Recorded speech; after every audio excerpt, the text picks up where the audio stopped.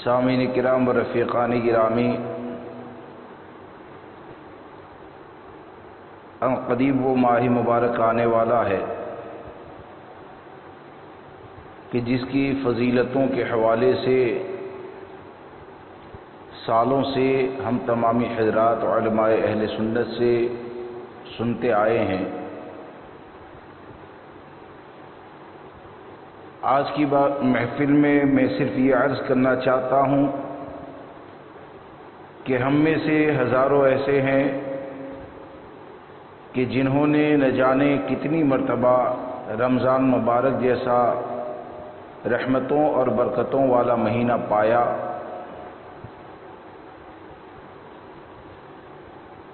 اور اللہ نے چاہا تو انشاءاللہ عز و جل پھر وہ ماہ مبارک کی برکتیں ہمیں حاصل ہوگی۔ صرف میں یہ عرض کرنا چاہتا ہوں کہ ہم اور آپ غور کریں کہ اللہ تبارک و تعالیٰ نے اتنی بڑی نعمت ہم کو عطا فرمائی، اور نہ جانے جس کی جتنی عمر ہے اتنے ہی زیادہ وہ رمضان مبارکہ کو حاصل کر چکا ہے۔ تو ہم اس بات کے بارے میں سوچیں کہ کیا واقعی میں اس ماہ مبارک جو اللہ تبارک و تعالیٰ نے یہ ماہ مبارک عطا فرمایا اور اس کا جو مقصد ہے، تو کیا ہم اپنے مقصد میں کامیاب ہوئے؟ اور اللہ تبارک و تعالیٰ کی یہ نعمت جو ایک بہت بڑی نعمت ہے کہ ایک بندہ مومن اگر اس ماہ مبارک کی اہمیت کو سمجھ جائے تو صرف اتنا ہی نہیں کہ وہ رمضان مبارک تک ہی متقی بن کر رہیں، بلکہ جو اس کی قدر کو جان لیں، روزہ رکھنے میں جو حکمتیں پائی جاتی ہے ان حکمتوں کو سمجھ لیں، تو یہ ایک ماہ مبارک گناہوں سے ہمیشہ کے لیے ایسا پاک کرنے والا ہے جو ہمارے لیے بخشش کا ذریعہ ہے، ہمارے لیے نجات کا ذریعہ ہے۔ اور اگر ہم نے مقصد کو حاصل نہ کیا تو اگر مقصد ہی حاصل نہ کر پائیں تو اس کی برکتیں کیسے حاصل کر پائیں گے؟ مثال کے طور پر کہ دنیا کی جو نعمتیں ہمارے پاس پائی جاتی ہے تو ان نعمتوں کے بارے میں ہم جانتے ہیں۔ مثال کے طور پر ایک آدمی کے پاس مال ہے، روپیہ ہے، اور پیسہ ہونے کے باوجود وہ خود یا اس کے گھر والے بھوکے اور پیاسے مر جائیں تو کوئی بھی آدمی سوال یہ کرے گا کہ مال کو حاصل کرنے کا ایک مقصد یہ ہوتا ہے کہ اہل و عیال کی پرورش کی جائے، ان کے لیے حلال کھانے کا اہتمام کیا جائے، تو آخر پیسہ حاصل کر کے تم نے کیا حاصل کیا؟ تو کیا سمجھ میں آیا کہ اس پیسے سے اگر فائدہ نہ اٹھایا جائے تو یقیناً وہ مال جو اللہ تبارک و تعالیٰ کی نعمت ہے اس کا صحیح نہ تو ہم نے استعمال کیا، نہ تو مال کو حاصل کرنے کا مقصد ہم نے پایا۔ اب یہاں پر سوال یہ پیدا ہوتا ہے کہ اللہ تبارک و تعالیٰ نے یہ جو ماہ مبارک عطا فرمایا اور تمام مسلمانان اہل سنت رمضان مبارکہ میں روزے رکھتے ہیں، تو آخر روزے رکھنے کا مقصد کیا ہے؟ روزہ کس لیے رکھا جاتا ہے؟ کیا صرف مقصد یہ ہوتا ہے کہ آدمی بھوک اور پیاس کو برداشت کر لے، ایک مختصر سے وقت کے لیے بھوک کی تکلیف کو اٹھا لے اور اس نے مقصد کو حاصل کر لیا؟ مقصد یہ نہیں ہوتا ہے، بلکہ اللہ تبارک و تعالیٰ نے ہمارے اوپر جو روزوں کو فرض کیا ہے تو قرآن مقدس میں اللہ تبارک و تعالیٰ نے اس کے مقصد کو بھی بیان فرمایا کہ لعلکم تتقون۔ مقصد یہ بیان کیا گیا روزے فرض ہونے کا کہ متقی بن جائیں، پرہیزگار بن جائیں۔ میں آج کی محفل میں صرف یہ بتانا چاہتا ہوں کہ ہم اگر روزے کی ایک حکمت کو جان لیں اور بھوک پیاس کو جو ہم برداشت کرتے ہیں اور اس وقت جو ہمارے دل کے اندر تصور ہوتا ہے اور جو تصور ہم کو بھوک اور پیاس برداشت کرنے کے لیے تیار کرتا ہے، تو وہ تصور اگر مسلمانوں کے دل میں روزے کے ذریعے پوری زندگی کے لیے اگر جم جائے تو ہمیشہ وہ حرام کاریوں سے اور گناہوں سے پرہیز کر سکتا ہے، ہمیشہ وہ ناجائز و حرام کام سے بچ سکتا ہے۔ لیکن دیکھا یہ جاتا ہے کہ رمضان المبارکہ میں روزے رکھنے والا، رمضان المبارکہ میں تراویح پڑھنے والا، قرآن مقدس کی تلاوت کرنے والا اور دوسرے بہت سے نیکیوں کے کام کرنے والے میں سے ہزاروں ایسے دیکھے جاتے ہیں کہ رمضان المبارکہ گزرنے کے بعد وہی مسجدیں ہماری ویران ہو جاتی ہے، قرآن کی تلاوت کا شوق کم ہو جاتا ہے، حرام کاموں سے بچنا چھوڑ دیا جاتا ہے اور گناہوں میں زندگی گزارتے ہیں۔ تو کیا ہم نے مقصد حاصل کر لیا؟ آپ دیکھیں کہ میں آپ کے سامنے یہ بتانا چاہتا ہوں کہ ایک مسلمان جب روزہ رکھتا ہے تو روزہ رکھ کے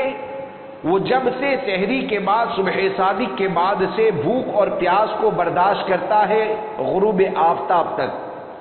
اور اس وقت اس کا حال یہ ہوتا ہے کہ رات کے وقت میں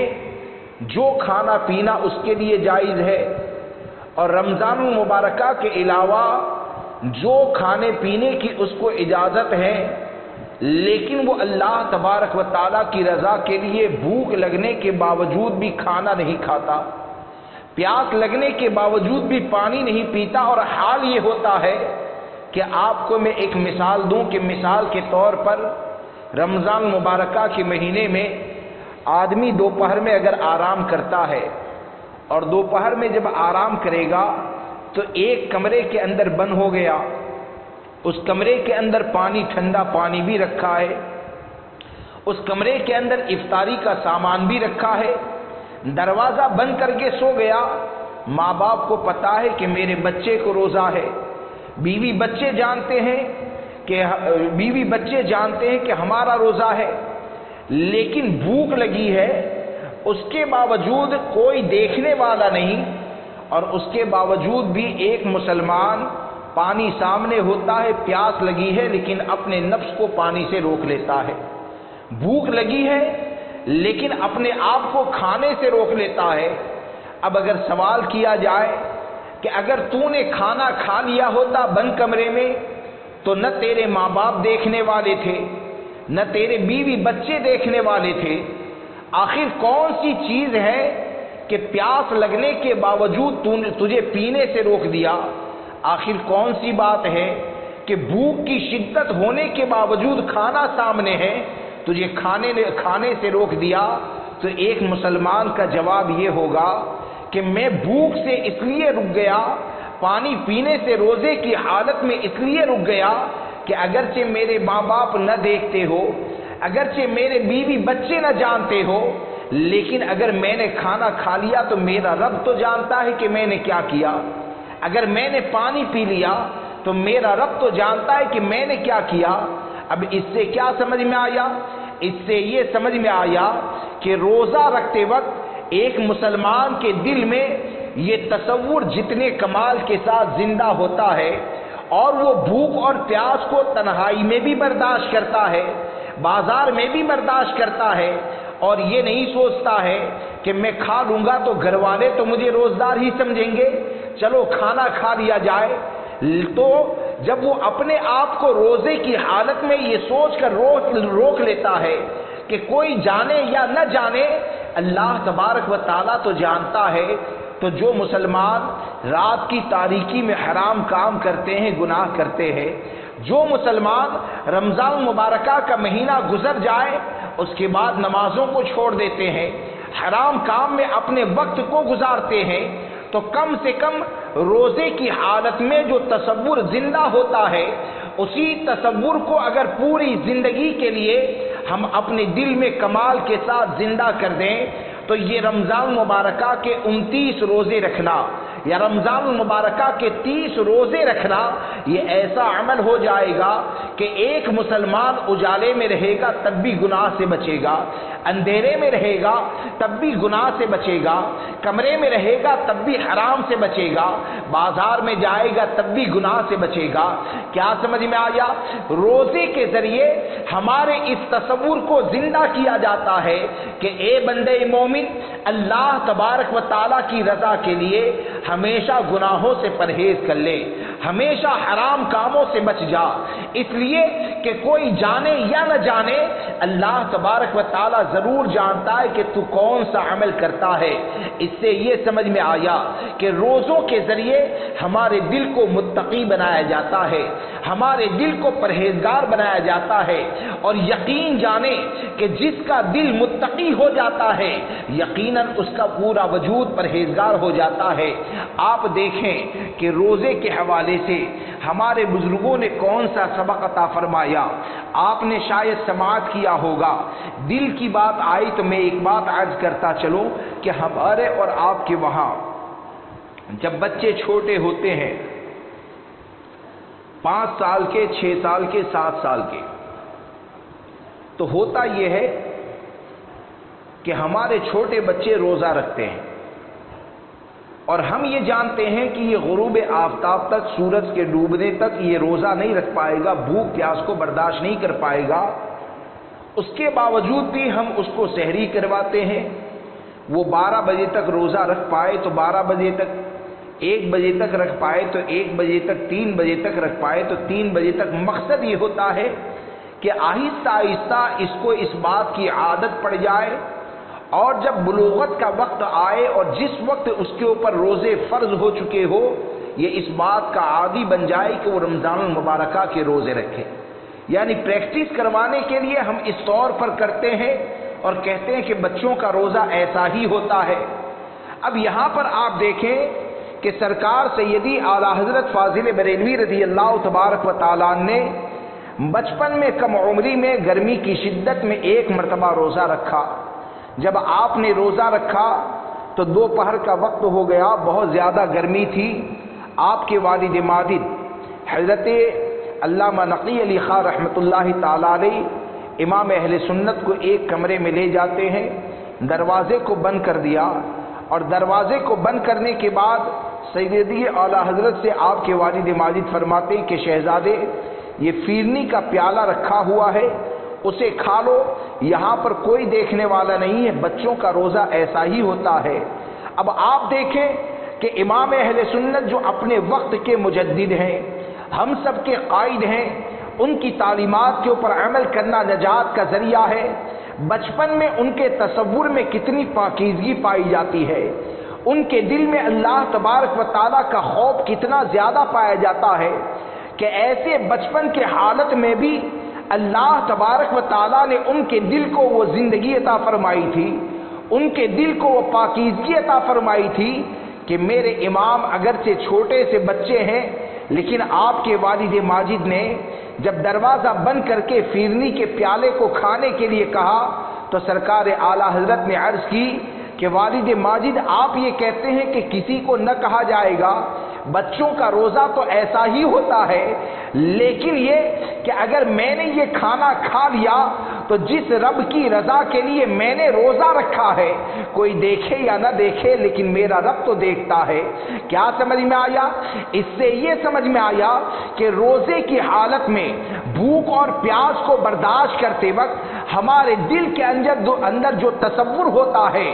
ایک مسلمان اگر اس تصور کو اپنے دل میں زندہ کر لے تو وہ کہیں پر بھی جائے گا ہمیشہ حرام کاموں سے بچے گا، وہ کہیں پر بھی رہے گا ہمیشہ گناہوں سے بچے گا۔ اب سوال یہ پیدا ہوتا ہے کہ جب رمضان المبارکہ کا مقصد یہ بیان کیا گیا کہ روزہ رکھنے کا مقصد یہ بیان کیا گیا تاکہ ہمارا دل متقی ہو جائے، ہم پرہیزگار ہو جائے، یقیناً اس بات کو یاد رکھ کے چلیں کہ دل کا معاملہ ایسا ہوتا ہے کہ جس کا دل سنور جاتا ہے اس کا پورا وجود سنور جاتا ہے، اور اسی لیے سرکار صلی اللہ تعالیٰ علیہ وسلم نے دل کی اہمیت کے حوالے سے یہ تعلیم عطا فرمائی کہ تمہارے جسم میں گوشت کا ایک لوتھڑا ہے، اگر وہ سنور جائے تو تمہارا پورا جسم سنور جائے گا، اگر وہ بگڑ جائے تو تمہارا پورا جسم بگڑ جائے گا۔ اور ہمارے آقا نے فرمایا صلی اللہ تعالیٰ علیہ وسلم وَهُوَ الْقَلْبُ، اور وہ تمہارا دل ہے، یعنی سرکار صلی اللہ تعالیٰ علیہ وسلم نے دل کے حوالے سے یہ بتایا کہ دل کو وہ حیثیت حاصل ہے کہ اگر ہمارا دل متقی ہو جائے گا نا تو دل کا متقی ہو جانا یہ اس بات کی دلیل ہے کہ تمہارا پورا وجود شریعت کا پابند بن جائے گا، اور اگر دل بگڑ گیا تو دل جتنا زیادہ بگڑا ہوا ہوگا آدمی گناہوں کے اندر اتنی ہی زیادہ زندگی گزارے گا۔ تو تقوی کا تعلق یہ دل سے ہے، اور اللہ تبارک و تعالیٰ نے جب روزے کے مقصد میں یہ بیان فرمایا کہ تاکہ تم متقی بن جاؤ تو سمجھ میں یہ آیا کہ اس سے ہم کو یہ درس دیا گیا کہ ایک بندے مومن روزہ رکھے اور روزے کے ذریعے اس کا دل متقی بن جائے۔ اب یہاں پر سوال ایک یہ پیدا ہوتا ہے کہ ہم نے اپنے دل کو نکال کر دیکھا تو نہیں ہے، آخر ہم کیسے جانیں کہ ہمارا دل متقی ہے، پرہیزگار ہے، یا ہمارا دل پرہیزگار نہیں ہے؟ تو علماء نے ایک بہت پیاری مثال بیان فرمائی ہے، اسے سماعت فرمائے اور اس سے ہر آدمی اپنے دل کا جائزہ لینے کی کوشش کریں۔ میں اپنے بارے میں سوچوں، آپ اپنے بارے میں سوچیں کہ اس کے بارے میں علماء نے یہ بیان فرمایا کہ یہ جاننا ہے کہ تمہارا دل متقی ہے یا نہیں، تمہارا دل پرہیزگار ہے یا نہیں۔ تو اس کو جاننے کے لیے ایک مثال کبھی میں نے کسی بڑے عالم کی کتاب میں پڑھی تھی کہ انہوں نے ایک بات لکھی تھی اس میں کہ دل اچھا ہے یا نہیں اس کو جاننے کا ایک طریقہ ایسا ہے کہ اس چیز کو یاد رکھیں کہ دل کی حیثیت ایک تالاب کی طرح ہے، دل کی حیثیت ایک بڑے تالاب کی طرح ہے۔ جس طرح کے تالاب میں سے چند نالیوں کو نکالا جائے اور وہ نالیاں دور تک جاتی ہے، وہ نالیاں دور تک جاتی ہے، اب وہ نالی کا پانی جب بھی کوئی دیکھے گا اور اسے پتا ہوگا کہ یہ نالی کا تعلق تالاب سے ہے تو نالی کا پانی دیکھ کر اسے اس بات کا علم ہو جائے گا کہ تالاب میں پانی کیسا ہے، اس بات کا علم ہو جائے گا کہ تالاب کے اندر پانی یہ کیسا پایا جاتا ہے۔ نالی میں اگر صاف پانی ہے وہ سمجھ لے گا اس کا کانٹیکٹ تالاب سے ہے، تالاب میں اچھا پانی ہے۔ نالی میں اگر خراب پانی ہے وہ دیکھ کر سمجھ لے گا کہ اس کا تعلق یہ تالاب کے ساتھ ہے، تالاب میں گندا پانی ہے۔ تو علماء فرماتے ہیں کہ جس طرح نالی کو دیکھ کر تالاب کے پانی کا علم ہوتا ہے، مسلمانوں یاد رکھو کہ ہمارے دل کی حیثیت ایک تالاب کی طرح ہے، اور اس تالاب یعنی دل کو جانچنے کی جو نالیاں ہیں وہ تمہاری آنکھیں ہیں، دل کو جانچنے کی نالیاں ہیں وہ تمہارے کان ہے، دل کو جانچنے کی نالی یہ تمہاری زبان ہے، دل کو جانچنے کی نالی یہ تمہارے قدم ہے، دل کو جانچنے کی نالی تمہارا پیٹ ہے، تمہاری شرمگاہ ہے۔ کیا سمجھ میں آیا کہ علماء یہ بتاتے ہیں کہ جس طرح نالی کے پانی کو دیکھ کر تالاب کے پانی کا علم ہوتا ہے، اسی طرح ایک مسلمان کے وجود کے اوپر ایک مسلمان غور کریں کہ اس کی آنکھیں اگر متقی ہو جائے، یعنی اس کی آنکھ اگر حرام کام سے بچ جائے تو یہ اس بات کی دلیل ہے کہ اللہ نے اسے تقوی والا دل عطا فرمایا۔ اس کی زبان اگر حرام بولنے سے بچ جائے تو مطلب یہ ہے کہ اللہ نے تقوی والا دل عطا فرمایا۔ اس کے کان اگر حرام سننے سے بچ جائے تو اس کا مطلب یہ ہے کہ اللہ نے اسے متقی دل عطا فرمایا ہے۔ اس کی شرمگاہ اگر زنا سے بچ جائے تو اس کا مطلب یہ ہے کہ اللہ نے تقوی والا دل عطا فرمایا ہے۔ اس کے قدم اگر غلط جگہ پر جانے سے بچ جائے تو اس کا مطلب یہ ہے کہ اللہ نے اسے تقوی والا دل عطا فرمایا ہے۔ اس کا شکم، اس کا پیٹ اگر حرام غذا سے بچ جائے تو اس کا مطلب یہ ہوتا ہے کہ اللہ تبارک و تعالیٰ نے اسے تقوی والا دل عطا فرمایا ہے۔ اب ہم اور آپ غور کریں کہ رمضان المبارکہ کا جب مہینہ آتا ہے تو کیا ہمارے وجود کا معاملہ یہ ہوتا ہے کہ روزہ رکھ لیا،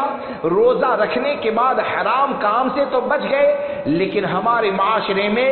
ایسے ہزاروں لوگ نظر آتے ہیں کہ رمضان المبارکہ گزر جانے کا بھی انتظار نہیں ہوتا ہے، بلکہ حد تو یہ ہوتی ہے کہ رمضان المبارکہ میں اگر روزہ کھول دیا جائے تو اس میں بہت سے لوگ ایسے نظر آتے ہیں کہ جو کاروبار کرتے ہیں تو رات کے اندر کھانے پینے کا سامان اگر بیچ رہا ہے تو بہت سے لوگ ایسے ہوتے ہیں کہ رمضان المبارکہ میں 3 پارے والی تراویح کو تلاش کیا جاتا ہے۔ جس جگہ کے اوپر 3 پارے سے تراویح ہوتی ہے اس جگہ پر جا کر 10 دن تک ایک قرآن مقدس کو سن لیتے ہیں، اور سننے کے بعد مغرب کے بعد سے کاروبار کو اس طور پر شروع کر دیا جاتا ہے کہ وہ نہ تو عشاء کی نماز پڑھتے ہیں، یا عشاء کی نماز کو بھی اگر پڑھ لیا تو باقی کے 19 یا 20 دن وہ تراویح کو چھوڑ دیا کرتے ہیں۔ اس چیز کو یاد رکھیں کہ رمضان المبارکہ میں تراویح کا ادا کرنا یہ سنت مؤکدہ ہے،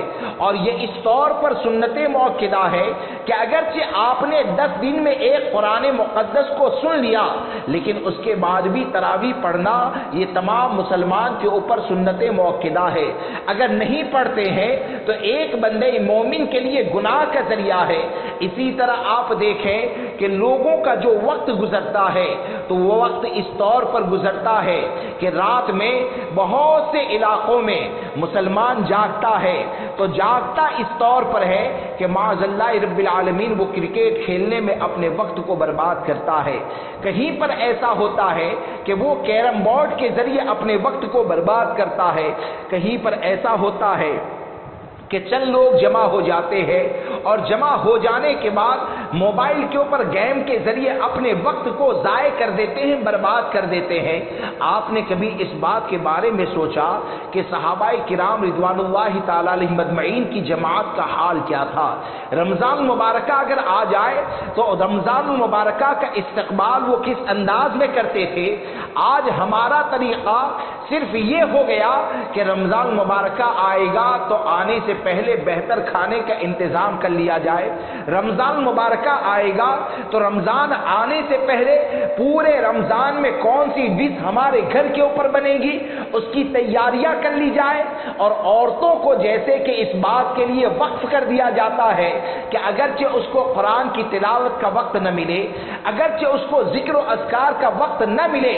لیکن یہ کہ روزانہ کھانے میں بہتر سے بہتر نعمتیں ہونی چاہیے، روزانہ کھانے میں بہتر سے بہتر سامان مہیا ہونے چاہیے۔ اس بات کو یاد رکھیں کہ ہمارے بزرگوں نے رمضان المبارکہ کا استقبال کیا، لیکن ان کے استقبال کا طریقہ ایسا نہیں تھا کہ صرف کھانے کا اہتمام کر لیا جائے، ان کے استقبال کا طریقہ یہ نہیں تھا کہ اپنے وقت کو ضائع کر دیں، برباد کر دیں، بلکہ روایتوں میں یہ آتا ہے کہ صحابہ کرام رضوان اللہ تعالی علیہم اجمعین جب شعبان المعظم کا مہینہ آتا تھا تو کاروبار اور لین دین کے معاملات جو ہوتے تھے اس لین دین کے معاملات سے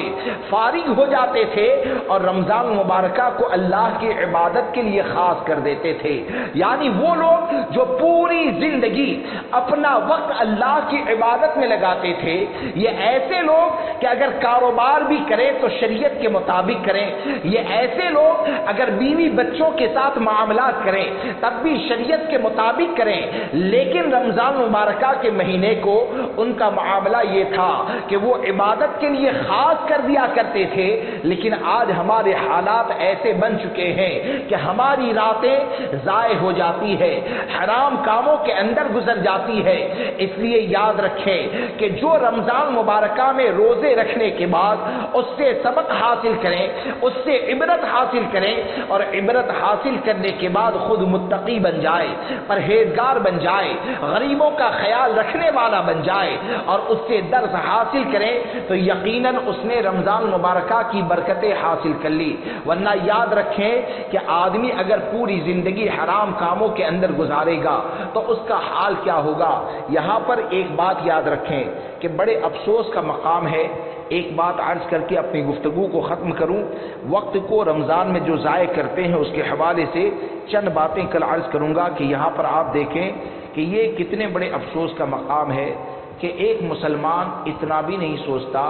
کہ روزے کی حالت میں جب وہ کھانے پینے سے رک جاتا ہے تو یہ تو وہ کھانا پینا ہے کہ جو ایک مختصر سے وقت کے لیے حرام کیا گیا، روزدار کے لیے، مختصر سے وقت کے لیے روزدار کے لیے حرام کیا گیا ہے کہ وہ کھانا نہ کھائے، وہ پانی نہ پیے روزے کی حالت میں۔ اب جیسے ہی غروب آفتاب ہو گیا، وہ جتنا چاہے کھائے، جتنا زیادہ چاہے پیے، رات میں کھائے، سحری تک جو بھی کھانا چاہتا ہے حلال و طیب وہ کھا پی سکتا ہے۔ تو جب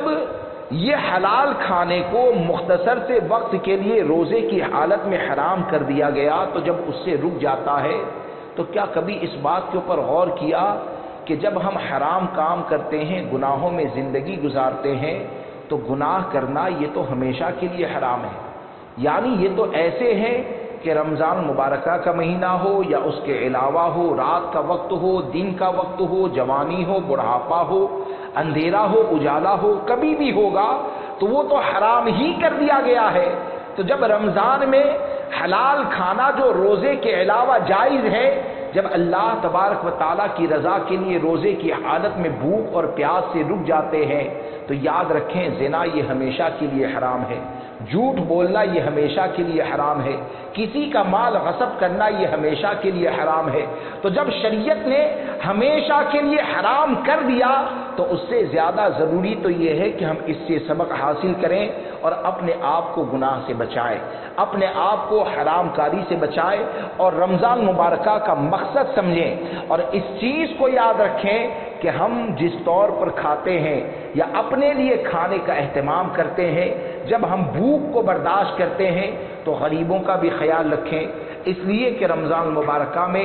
ایک نیکی کے بدلے میں اللہ تبارک و تعالی بے شمار نیکیاں عطا فرماتا ہے۔ اگر کسی کے لیے سحری کا، افطاری کا انتظام کر دیا تو وہ بھی ہمارے لیے نجات کا ذریعہ ہے۔ اس لیے اس ماہ مبارک کے مقصد کو سمجھیں، اور جو مالدار طبقہ ہے، جو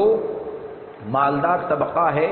وہ مالدار طبقہ غریبوں کا ضرور خیال رکھیں، خاص کر کے ایسے لوگ جو رمضان مبارکہ میں روزے رکھتے ہیں یا جن کو آپ سالوں سے جانتے ہیں کہ یہ غریب خاندان ہے اور رمضان مبارکہ کے روزے رکھتے ہیں، ادب و احترام کرتے ہیں، تو جاننے والوں کے پاس اگر مال ہے اور اگر نہیں ہے تو جو تعلق والوں میں مالدار ہے ان سے رابطہ کر کے کم سے کم ایسے لوگوں کے لیے اتنی چیزوں کا اہتمام کر دیں کہ جس کی بنیاد پر وہ اپنے اہل و عیال کے ساتھ سکون و اطمینان کے ساتھ روزہ رکھ پائے، سحری افطاری کھانے کا انتظام کر پائے۔ اللہ تبارک و تعالی مجھے آپ کو سب کو رمضان مبارکہ کی برکتیں عطا فرمائے، اور اس ماہ مبارک کی برکت سے جو رمضان مبارک اور روزے کا مقصد ہے کہ متقی بن جائے، اللہ تبارک و تعالی کرم فرمائے اور ہمارے دل کو تقوی عطا فرمائے، پرہیزگاری عطا فرمائے۔ بولنے کے درمیان جانے انجانے کوئی غلطی ہو گئی ہو تو توبہ کرتا ہوں۔ استغفر اللہ ربی من کل ذنب واتوب الیہ، لا الہ الا اللہ محمد رسول اللہ صلی اللہ تعالی علیہ وسلم۔ اب ایک سوال آیا ہے، اسے سماعت فرما لے کہ کسی صاحب نے یہ سوال کیا ہے کہ رمضان مبارکہ میں اگر لاک ڈاؤن کا معاملہ رہتا ہے اور لاک ڈاؤن کی حالت میں ظاہر سی بات ہے مسجدیں یا تو بند ہیں یا مسجدوں میں چند لوگوں کو نماز کی اجازت گورنمنٹ کی طرف سے دی جاتی ہے، تو ایسی حالت میں اگر کسی کے وہاں حافظ نہیں ہے جو قرآن کی تراویح سنا پائے، پورا قرآن سنا پائے، تو وہ گھر میں اگر تنہا اکیلے تراویح پڑھتا ہے تو تراویح اگر چند صورتیں ہی اس کو یاد ہے تو کیا ان صورتوں کے ذریعے وہ 20 رکعت تراویح کی سنت نماز ادا کر پائے گا یا نہیں کر پائے گا؟ اس بات کو یاد رکھیں، کسی کو جتنی بھی صورتیں یاد ہو وہ اپنے گھر میں 20 رکعت تراویح کو ادا کرے،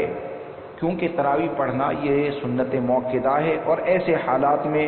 اللہ تبارک و تعالیٰ کی رحمت سے امید ہے کہ حالت مجبوری میں اللہ تبارک و تعالیٰ کریم ہے، وہ اگر چاہیں تو جماعت کا بھی ثواب آپ کو عطا فرمائے۔ لیکن یہ کہ جتنی بھی صورتیں یاد ہیں، اگر کسی کو 10 صورتیں یاد ہے تو اس کے ذریعے پڑھیں، کسی کو 6 یاد ہے تو اسی کے ذریعے پڑھیں۔ حد تو یہ ہے کہ اگر کسی کو 2 ہی صورتیں یاد ہے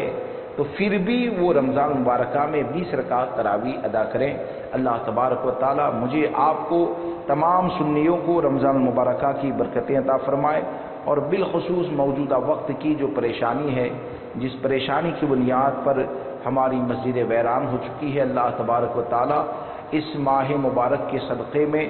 ہم پر ایسا کرم فرمائے کہ ہماری مسجدیں آباد ہو جائے، اور ہمیشہ ہم کو، ہماری نسلوں کو مساجد کو آباد کرنے کی توفیق عطا فرمائے۔ السلام علیکم ورحمۃ اللہ وبرکاتہ۔